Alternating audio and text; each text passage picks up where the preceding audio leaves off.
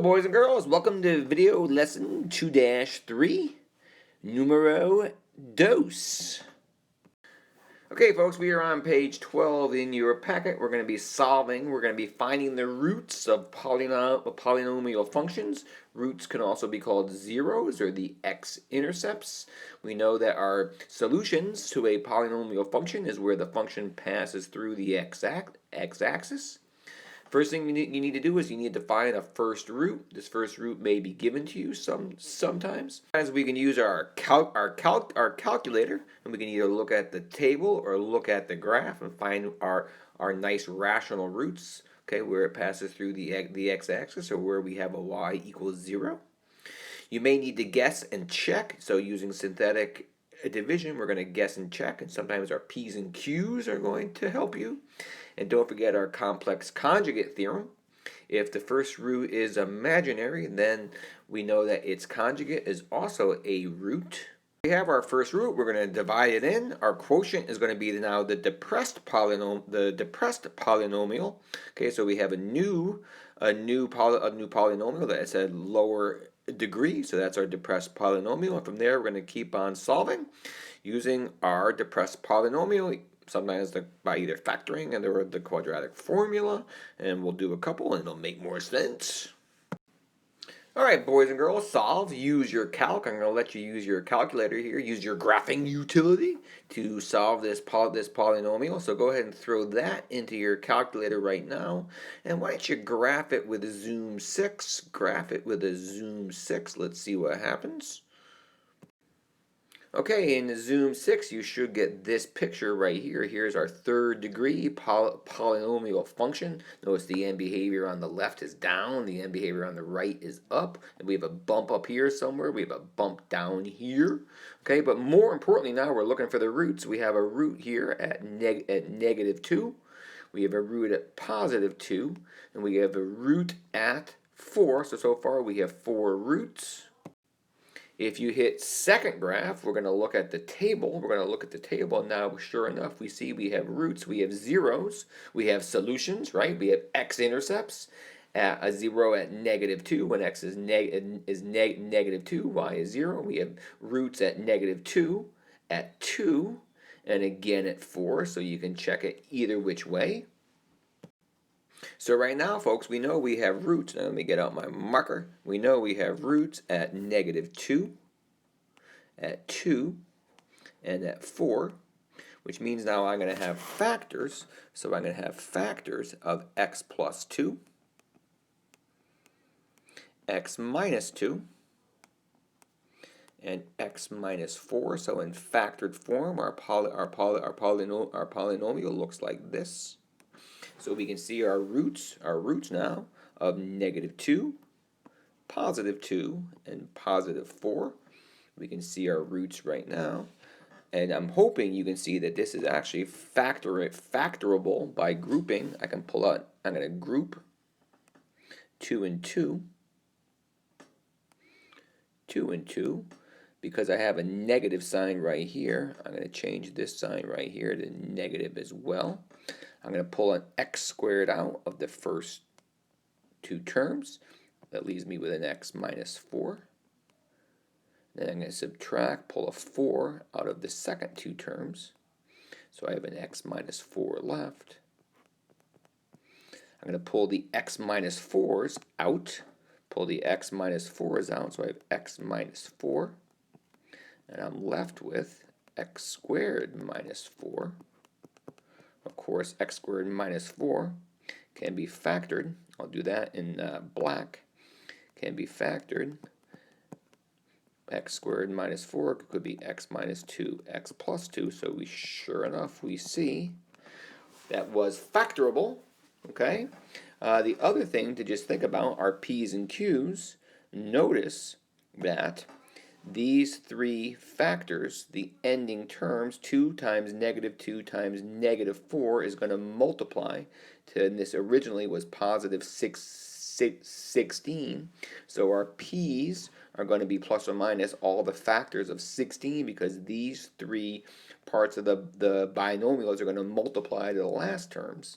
And just don't don't forget that x times x times x, the first terms are going to multiply to the first term, so these are going to be our q's. All right, and we'll talk more about that in class 2. Okay, as we look at this guy right here, it's a third power function. This time let's pretend we don't have a calc. We don't have a calc, but I already just tell you that 4 is a solution. So if 4 is a solution, I'm going to write that right now. X equals 4, which means now x minus 4. Oh, I'm trying to write and talk and think all at the same time. There was a point in my life when I could do all three things, but not anymore. So I got x minus 4. That is a factor of this, so I'm going to divide x minus 4 into x to the third minus 13x minus 12, and I'm going to do that synthetically, seeing that we have a binomial, okay, of degree 1. So my x minus a is positive 4, so I'm going to put 4 there, build my wall, and I have 1 for x to the third, 0 for x squared. Don't forget to hold that place. Minus 13 for x, minus 12 for minus 12. Draw my line, bring down my 1. 4 times 1 is 4. 0 plus 4 is 4. 4 times 4 is 16. Negative 13 plus 16 is 3. 4 times 3 is positive 12. And sure enough now I have a remainder of 0. So I have now a second factor. So far I have factors, and I'm going to switch colors. We'll go to green. So I have factors of x minus 4. And I have a depressed polynomial of x squared plus 4x plus 3. And I see that from my answer when I divided synthetically. Now this thing right here is factorable. So I have x minus 4, x plus 1, x plus 3. They all equal 0. So it looks like I have roots of not only 4, but I have a root of negative 1 from the x plus 1, and the factor of x plus 3 gives me a root of negatory 3. And I have 3 roots, and the reason I have 3 roots is because I had a third power function. Okay, let's try this one right here. Let's pretend we don't have a calc. Let's pretend we don't have a calc, but I'm going to use my P's and Q's, my rational zero theorem, to help me come up with a first root. So my first root is either going to be, my P's are plus or minus, oh, I need a marker. Trying to write with a pretzel. So here we go. I got a marker. I know my P's, so P's are either plus or minus 5 or plus or minus 1, because I have a last term of 5. So the factors of 5 are 5 and 1. And I have a 1x to the third, so my q's are just going to be 1, so let's not even worry about it. So I know that I'm going to have a rational factor of either plus or minus 5 or plus or minus 1. So let's just try negative 1 for the fun of it. So I'm going to try negative 1, and I'm going to divide that synthetically. So I do negative 1, build my wall. I have 1, neg 3, and pos 5. Bring that puppy down. Negative 1, bring it down. Negative 1 times 1 is negative 1. Negative 3 times negative 1 is negative 4. Negative 1 times negative 4 is positive 4. Negative 3 plus 4 is 1. Negative 1 times 1 is negative 1. And guess what, folks? I have a remainder of 4. So I know now that negative 1 is not a root. Okay, let's try for the fun of it, positive 1. Let me switch colors.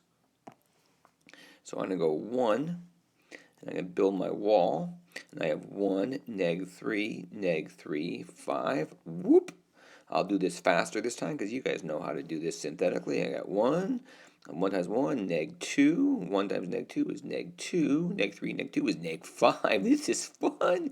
1 times neg 5 is neg 5. And whoop, look at that right there, folks. I do have a remainder of 0, so I know that x minus 1 is a root, so I know I have x minus 1, and my depressed polynomial is x squared minus 2x minus 5, and that all equals 0. I ran out of room, so I'll just write the 0 equals 0 there.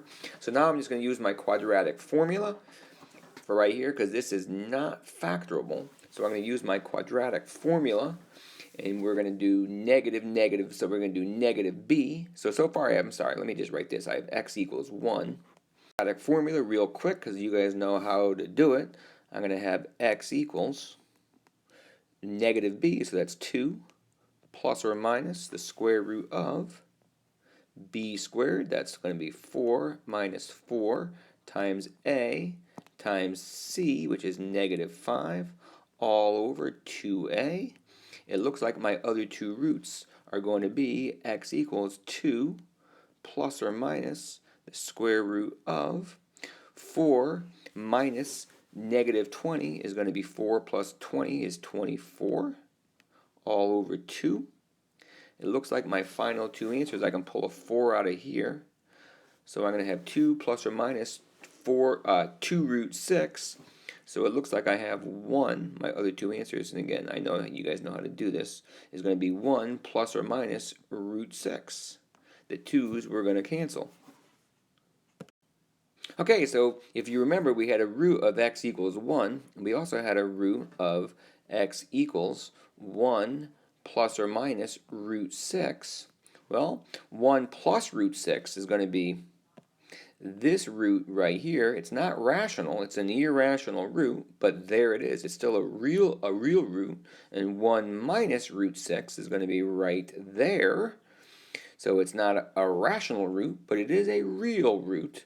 So we have 1 plus root 6, and 1 minus root 6. If we had a calc, we could have found our first root just by looking at the calc, right?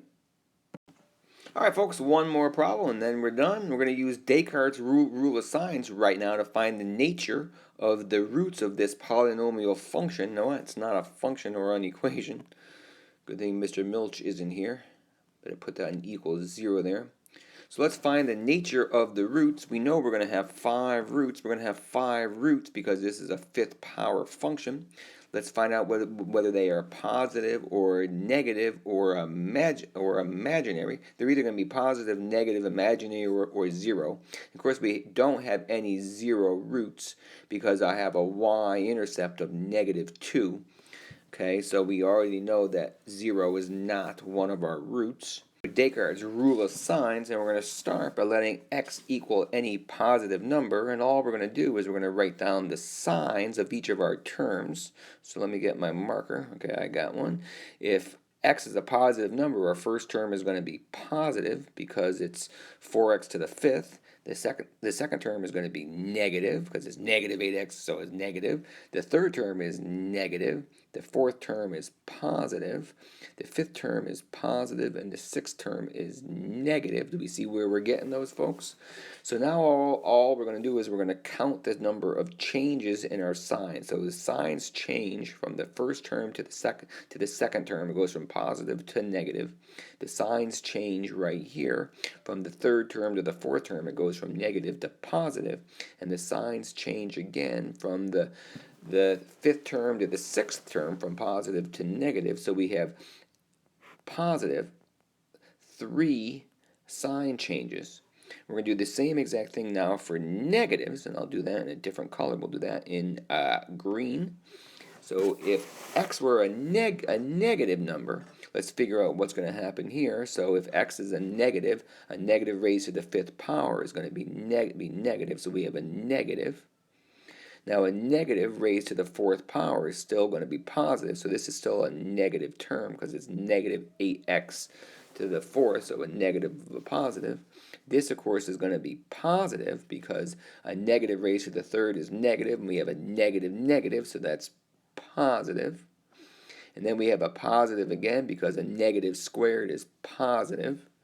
Okay, then we have a negative because it's negative x, and then we have a negative again for our last term because it's negative 2. When x is negative, I'm going to have one sign change right here, and I have a second sign change right here. So I have a total of 2 sign changes. So now we're going to make a little chart where my nature of my roots can either be positive, negative, or imaginary. Remember, imaginary roots always come in pairs. So I had a total of up to 3 positive roots because I had 3 sign changes. So I could have 3 positive roots because I had 3 sign changes.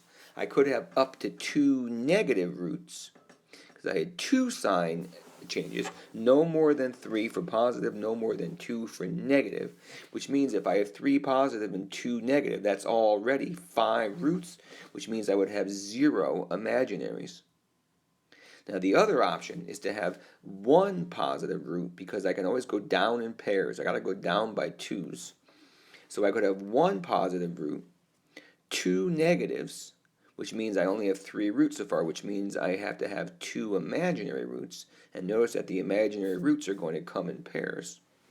It's also possible to have 3 positive roots, no negative roots, because they need to go down in pairs, which means I would have to have 2 imaginary roots. And it's also possible to have 1 positive root, no negative roots, because they both went down in pairs, which means I would have to have 4 imaginary roots. Okay, so there's just an example of Descartes' rule of signs, which I will introduce to you in class, and we'll do a lot more practice in class. And folks, that's it then. That's all she wrote. Have a great day, and I shall see you guys mañana.